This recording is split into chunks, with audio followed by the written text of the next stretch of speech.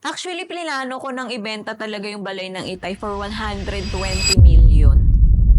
Dumating kami sa point na syempre hindi na namimit nung kita nung resort yung mga expenses namin. Minsan sa isang buwan umaabot ng 250 to 300,000 yung expenses namin pero kumikita lang kami ng nasa 200,000. Can you imagine?